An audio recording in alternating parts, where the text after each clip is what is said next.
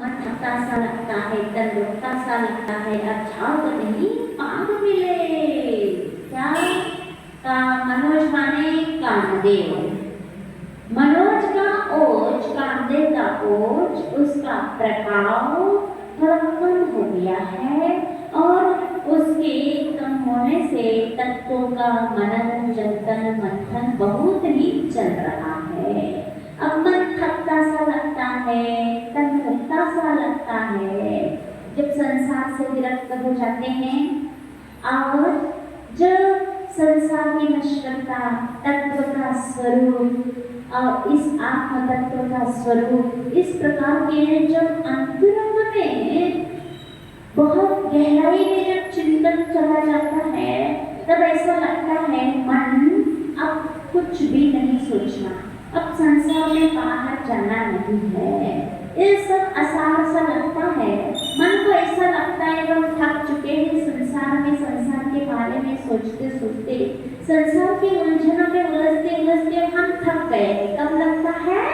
जब तक स्वरूप का चिंतन करते हैं, जब कभी चिंतन करते हो आनंद आता है, तब ऐसा लगता है बस शांति से बैठ जाओ, अब कहीं ना सोचो ना बोलो ना कहीं जाओ।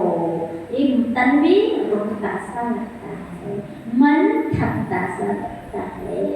ऐसे भी कभी कभी लगना चाहिए, ये कभी कभी के संस्कार ही हमारे अंदर ऐसे बने थे, अगले को में फिर फटाक से चुटकी बजाते ही बिना ऐसे निमित्त के भी छोटे छोटे निमित्त से भी वैराग्य हो सकता है। वो पूर्व के संस्कार जिनको रहते हैं उन्हीं के साथ ऐसा होता है। तो ये अभी पूर्व अगले भाव के लिए संस्कार अभी से डालना पड़ेगा। संसार से विरक्ति के भाव आंख बंद करके अपने आप में रहने का प्रयास हमें करना।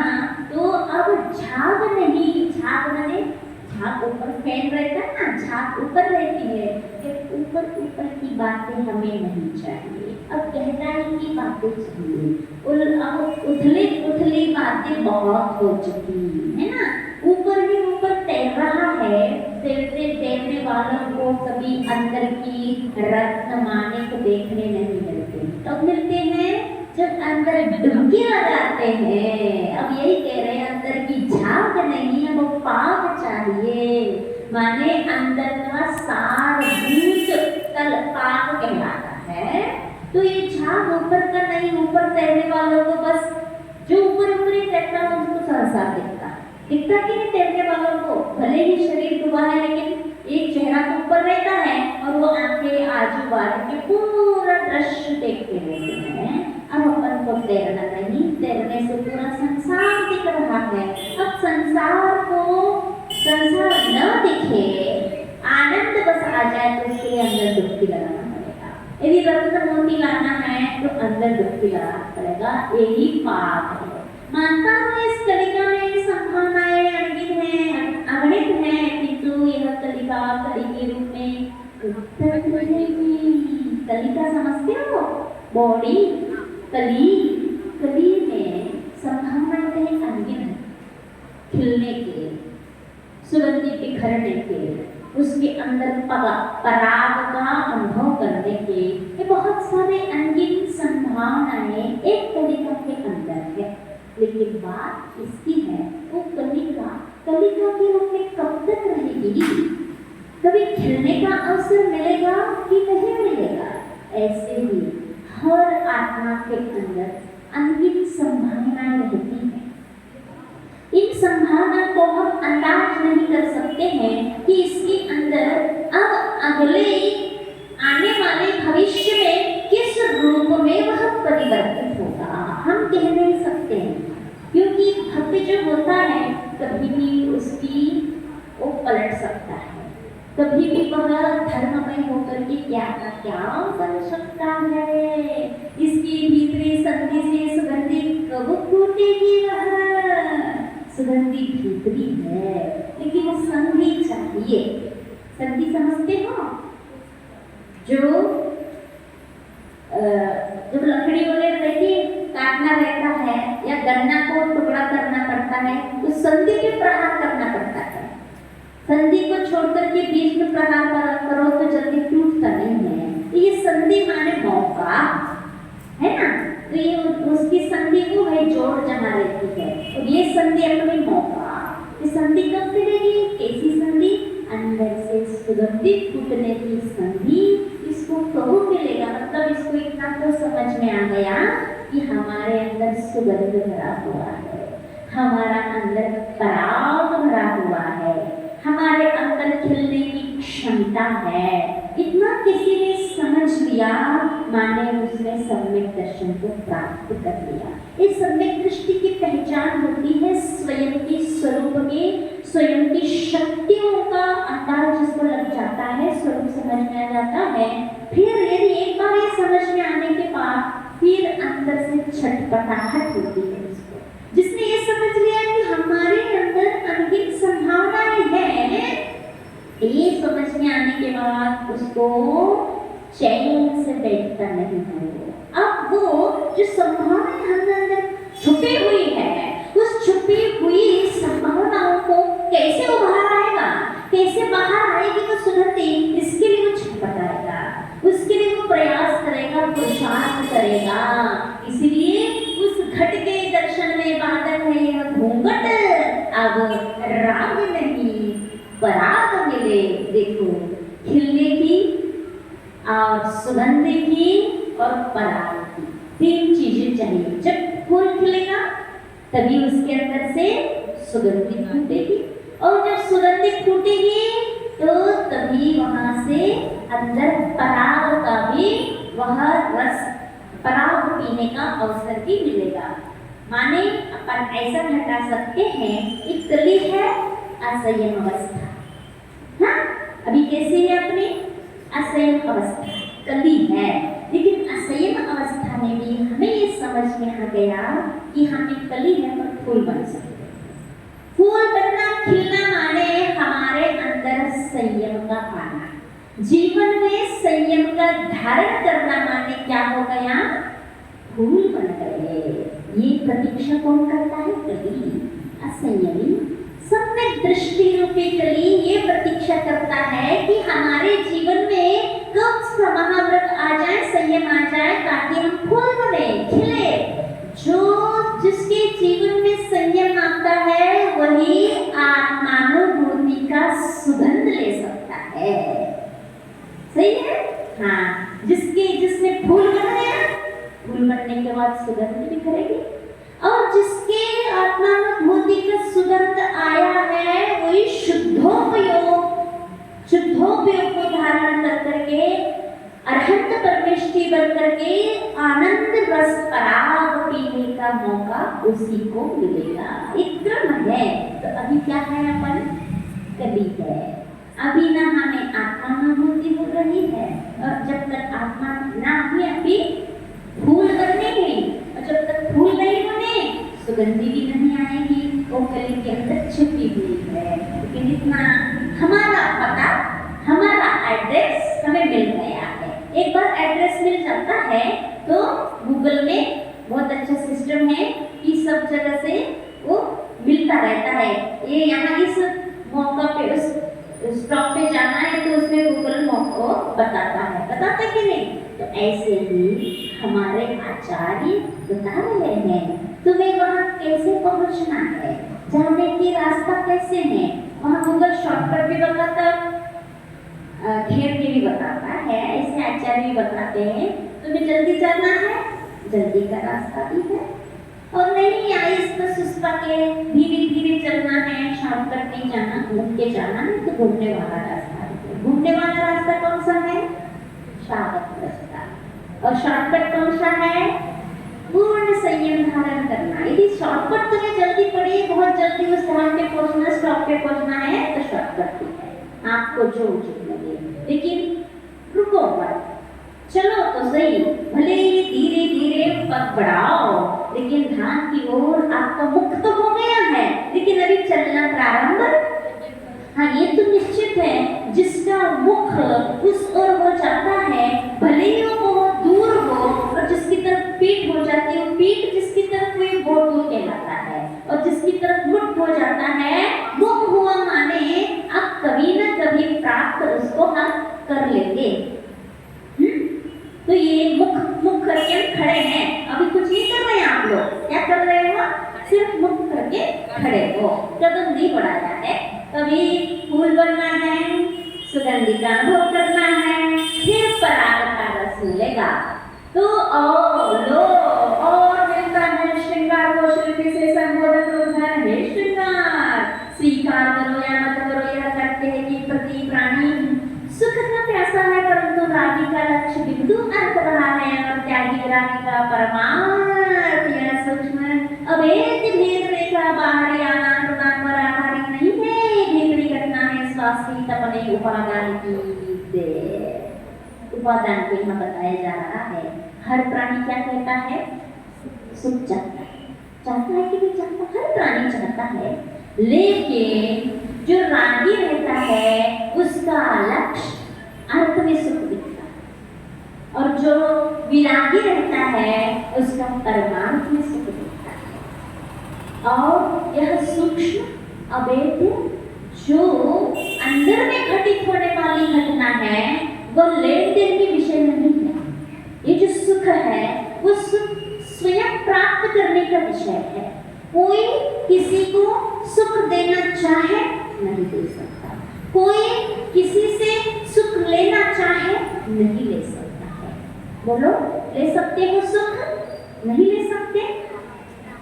बताओ, हम आपको सुख दे सकते हैं? नहीं दे सकते।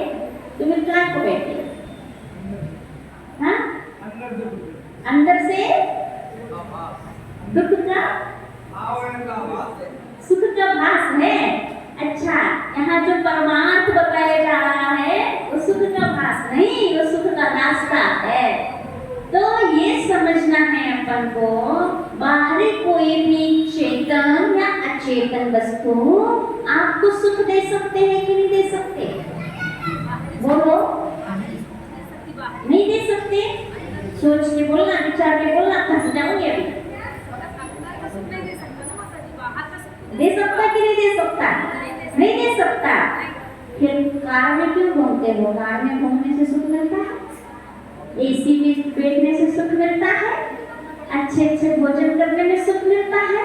ये चॉइस क्यों? फिर ये ख्वाहिश क्यों? तो सुख कहीं और सुख मिलता होगा ना, तभी तो एसी में बैठे। हाँ, यही तो कह रहे हैं। तो फिर वो उस और तृष्णा बढ़ती जाएगी। फिर पहले तो क्यों पकड़ा आपने? उसको छोड़ दो ना। मतलब कुछ तो कुछ आप सुख का अनुभव करते हो उसमें, तभी तो आप उसको घर में एसी क्यों लगवाया? बताओ, बोलो, सुख के लिए ना। हाँ, घर अच्छा चमकदार टाइल्स, अच्छे वाले टाइल्स क्यों लगाया? ये सब सुख की, लेकिन याद रखना ये सब चीजें सुख देने वाले नहीं है। हम अपनी आत्मा में जागृत है, उसको सुख मान रहा है, इसलिए सुख कर रहा है। मान रहा है नहीं है, कोई देता नहीं है। यहाँ इसने अंत की लाइन में क्या बोल दिया? अपने उपादान की देन। ये उपादान क्या कहलाता है? स्वयं आत्मा जो प्राप्त करता है वो उपादान कहलाता है। इसीलिए जो सुख की वस्तु आज लग रही है वही वस्तु कल आपको दुख का निमित्त भी बन सकता है। बन सकता कि नहीं बन सकता? इसीलिए वस्तु से सुख दुख नहीं मिलता, हमारी मान्यता से सुख दुख मिलता है। जो वस्तु आप बहुत अच्छे एसी में बैठे हुए हो और टीवी चालू है और मनपसंद चैनल लगा हुआ है, अच्छा सीन आ रहा है, हाथ में क्या है? अच्छे रसगुल्ले जो भी आपको पसंद है वो प्लेट रखी हुई है और अच्छे रसना में सुख ले रही है, आंख भी सुख ले रही है, अच्छा स्पर्श शरीर भी सुख ले रहा है। अब कोई भी इंद्रियों में सुख की कमी नहीं है, गाने भी अच्छे बज रहे हैं और बीच में कुछ ऐसी घटना आपको सुनाई दे कि अमुक के साथ आपके साथ भाई के साथ आपका भाई का एक्सीडेंट हो गया। अब वो बताओ, वो एसी कैसी लगेगी आपको? ठंडक देगी? रसगुल्ला कैसे लगेंगे आपको? अब वो सीन दिख रहा तो वो कैसे लगेगा? अरे सुख, आपको बहुत आनंद आ रहा था, बैठे रहो ना। ये घटना सुनने के बाद आपको दुख क्यों अनुभव होने लगा? मतलब जिस चीज से आपको सुख मिल रहा था, इससे भी पावरफुल जो घटना है वो दुख की घटना होगी। तो ये क्या है? ये सुख दुख देने की हमने इसको मान रखा है।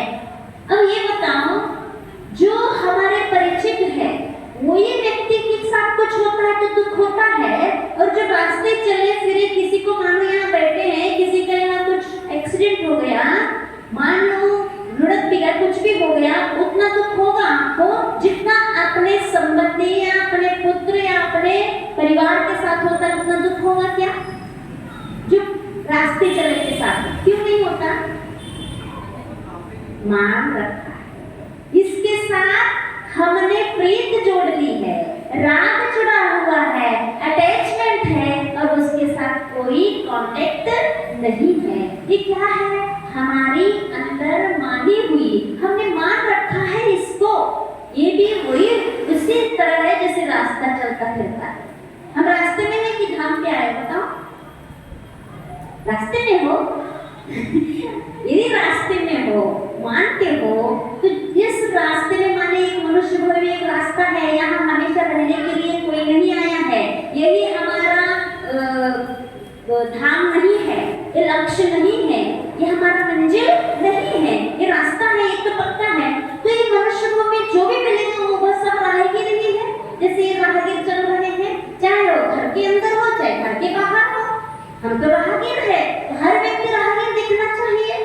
तो इसमें राहगीरों में ये भेद क्यों है? चार दीवार के अंदर मेरे साथ जो रहता है वो मेरा है, और चार दीवार के बाहर जो रहता है वो पराया है, उससे कोई मतलब नहीं है। और इससे मतलब है आप राहगीर हो, ये मनुष्य हो भी निकलने के लिए एक रास्ता कुछ दिन कुछ समय के लिए गुजरने के लिए है, तो दोनों के साथ चाहे बाहर का हो चाहे भीतर का हो, हम राहगीर, ये भी राहगीर है, कुछ समय के लिए मिले हुए। तो किसी भी प्रकार के इस प्रकार के इतना अटैचमेंट नहीं होना चाहिए कि आप जो एसी में, रसगुल्ला में और देखने में सुख के, उस सुख में बाधा हो रहा है। मतलब उसके साथ इससे ज्यादा अटैचमेंट किससे कहा कहलाया? उस व्यक्ति से कहलाया, है ना? और जब उस व्यक्ति के पास हम दौड़ते जा रहे हैं, उन इन सब सुखों को छोड़ करके, जो दोस्त था, दोस्त से कुछ हो गया और वो दोस्त के पास हम जा रहे हैं, और रास्ते में ये सुनाई दिया कि आपके पुत्र को भयानक एक्सीडेंट हो गया, अब आप कहाँ जाओगे? अब उसको छोड़ दोगे? बस यही होता जा रहा है। और जैसे जैसे इससे ज्यादा ये, इससे ज्यादा ये, फिर वही पुत्र के पास जाते जाते आपके हार्ट में यदि दर्द हो गया तो कहाँ जाओगे? मतलब घूम फिर के हम कहाँ है? सबसे प्यारा कौन है? स्वयं है।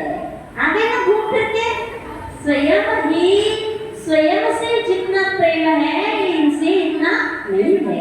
इसलिए आचार्य कहते हैं अच्छा करो, स्वयं से प्रेम करो, जीवन से नहीं, स्वयं से करो, आत्मा से करो। ये सब माना हुआ सुख है, ये तो सब में हमने मान रखा है, ये हमारी सोच बन गई है। और जिसको इन सब से उदासी छा जाती है, वैराग्य हो जाता है, और वैराग्य होने के बाद और जो पहले राग अवस्था में जो वस्तु थे, जो व्यक्ति थे, वही व्यक्ति है, वही वस्तु है, लेकिन इनके विचारों में बहुत अंतर आ चुका है, क्योंकि वैराग्य हो चुका है। अब उसको इतना दुख नहीं होगा जो पहले होता है। क्या दीक्षा मिली? अब इतना दुख पहले कुछ उनको रोग होता था, कुछ होता तो बहुत दुख होता था। अब आके सुनाते कोई कि आपके पूर्वों में ऐसा ऐसा हो गया, थोड़ा बहुत पहले जैसे दुख तो माने नहीं, अब क्या हो गया? विचारों में अंतर आया ना, मान्यता में अंतर आया कि नहीं आया? आया। तो ये भी, और सुख के भी साथ ऐसा लगा सकते हो, जो अब हो, राग अवस्था में रहते थे, वो अब राग के साथ वो भोग उपभोग नहीं होंगे। क्यों? अब उनके विचार मान्यता बदल चुकी है। तो मतलब क्या हुआ ये अपन समझ सकते हैं। उपादान, उपादान क्या है? आत्मा की शक्ति। आत्मा जो प्राप्त करना चाहता है क्या? तो आत्मा की जो समझ है, जो स्वरूप है, जो समझ उसके आ जाए, उसकी विचारधाराएं बदल जाए, तो वहाँ जो सुख थे वो दुख हो सकता है, जो दुख है वो सुख हो सकता है। जिसके प्रति हमारा बहुत दोस्ती है, बहुत पटती है, और बीच में मान लो इतनी पटती, इतनी दोस्ती है कि हम पार्टनर बनके कोई धंधा करने लगे, ठीक है ना? और इतनी दोस्ती है बिना उसके खाते पीते नहीं, कहीं जाते नहीं, कहीं भी जाते तो साथ में जाते, और पार्टनर बन गए, और पार्टनर बनने के बाद कोई धंधा चालू कर दिया, और बीच में उस व्यक्ति ने कुछ ऐसा धोखा दे दिया स्वार्थ में आकर के, हड़प लिया आपका। अब ऐसा राग आपका रहेगा उसके प्रति? क्यों? ये सब क्या है? पहले जिसको हम खूब चाहते थे, अब वो हमें इतना बुरा लगने लगा कि हम उसको फूटे आंख देखना नहीं चाहते। व्यक्ति वही है, इसको अपना चाहना। मतलब वो व्यक्ति को इतना चाहते थे, उससे भी ज्यादा आपको अपनी संपत्ति से मिला, क्योंकि उसने हमारे साथ धोखा दिया, हमारी संपत्ति को उसने हड़प लिया। हाँ,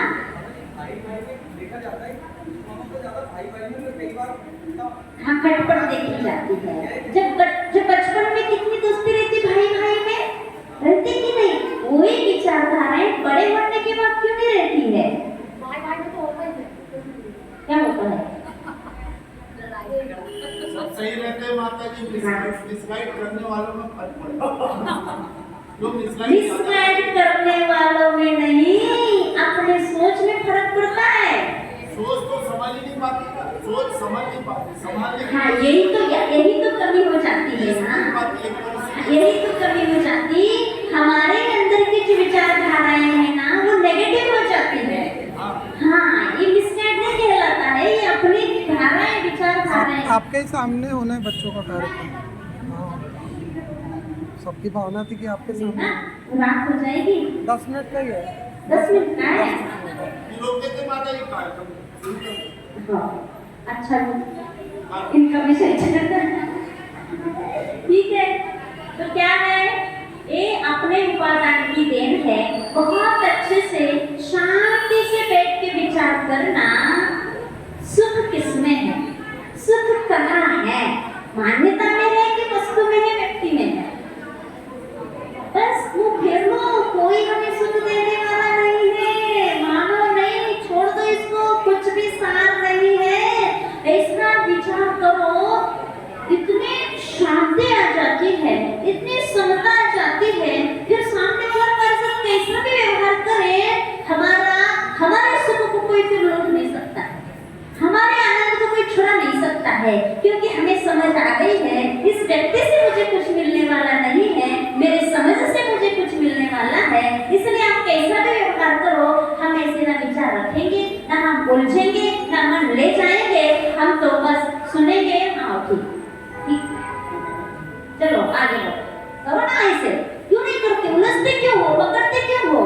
बस पकड़ लिया तो गए, फंस गया, उलझ गए, इतने दुखी हो गए आप, इतने संकलेश, टेंशन, उसके साथ साथ और शरीर में बिगड़ जाता है, बीमारियां। फंसो मत, कोई भी आ गया चलो गया, आगे बढ़ो, कुछ सुनना नहीं है। हाँ, सुन के भी अनसुना कर देना, देख के भी अनदेखा कर देना। कर सकते हो कि नहीं कर सकते हो? जो जो हमारे शांति को क्षति पहुंचाने वाली घटनाएं हैं, ये थोड़े से भी ऐसे लगे कि हमारे अंदर ये क्या तरंगे पैदा करने वाली घटना है, चलो चलो आगे बढ़ो, इसमें कुछ भी सार नहीं है, आगे बढ़ो। अब इसको आगे बढ़ो मतलब कदमों से आगे नहीं बढ़ना है, विचारों में हमें ठहरना नहीं है, उसके आगे और हमारे पास अभी बहुत काम है, बहुत आगे जाना है। सोचो ये सब हमारे बाधाएं हैं, यहाँ रुको नहीं। घर में आप लोग घर में रहते हो, ऐसे कई घटनाएं रोज कभी आते रहते हैं, होता कि नहीं होता? हमारे मन के प्रतिकूल व्यवहार, हम जैसा चाहते वैसा नहीं होता, मैंने ऐसा सोचा था अपने? क्यों कौन होते हो सोचने वाले? क्या आपके सोच के अनुसार दुनिया चल रही है क्या? आपके इशारे से सामने वाले की प्रवृत्ति हो रही क्या? उसकी प्रवृत्ति उसके अनुसार होगी, आपकी प्रवृत्ति आपके अनुसार होगी, और आप अपनी प्रवृत्ति को संभाले रखो, काम हो जाएगा। दूसरों की प्रवृत्ति संभालने की कोशिश मत करो। हर द्रव्य स्वतंत्र है परिणमन करने के लिए। वो परिणमन जो है आत्मा का, आत्मा का जो व्यवहार कोई जड़ पदार्थ नहीं है। यदि कोई ऐसी वस्तु होती तो मोड़ सकते थे हाथ से, लेकिन वो मोड़ नहीं सकते हाथ से, क्योंकि वो जड़ नहीं है, उद्गम नहीं है। उसका परिणमन भी वो स्वेच्छा से करेगा। परिणमन उसकी समझ से परिणमन करेगा, हमारे समझ से परिणमन नहीं करेगा। हम चाहते हैं कि आप स्ववृत्ति बन जाए, अनुवृत्ति बन जाए, महावृत्ति बन जाओ, क्या हम नहीं चाहते क्या? कि हमारे चाहने से बन रहे क्या? नहीं बन रहे। जितनी समझ में आएगा, हम चाहते हैं बाबा से छोड़ दो, ऐसे काम छोड़ दो, इतनी भावना भागते रहते हैं, लेकिन आपको जितनी समझ आएगी उतना ही आप काम करोगे। ऐसे ही घर में सोचा करो कि उस घटना आ जाती है, उस प्राणी की इतनी समझ है, इतनी ही समझ बनी और इसलिए ऐसा करता है। जब इससे थोड़ा सा ज्यादा सब समझ बन जाएगी वैसा कर देगा। और कौन हम समझदार है? अपने आप को इतना समझदार क्यों बन रहे हैं? हमारी इच्छा के अनुसार नहीं हो रहा है, प्रतिकूल हो रहा है, इसलिए हम समझदार हो गए और वो ना समझ हो गया। ये डेफिनेशन रहती है ना? हाँ, ये रहती, ये नहीं होना चाहिए। तो उसकी समझ से उस द्रव्य दृष्टि होना चाहिए हमेशा। एक पर्याय दृष्टि होती है, एक द्रव्य दृष्टि से देखो तो सही। इस आत्मा की परिणति कषाय के कारण ऐसी हो रही है। कुछ दिन बाद उलट जाएगी, फिर उलट जाएगी, फिर ऐसी होगी। एक स्थिति नहीं, मुस्कुरा के गंभीरता से उसको देखने का काम करो। उलझने का, वहाँ रुकने का, वहाँ ठहरने का काम मत करो, बस संसार से पार हो जाओगे। आचार्य गुरुवर्षी विद्यासागर जी महाराज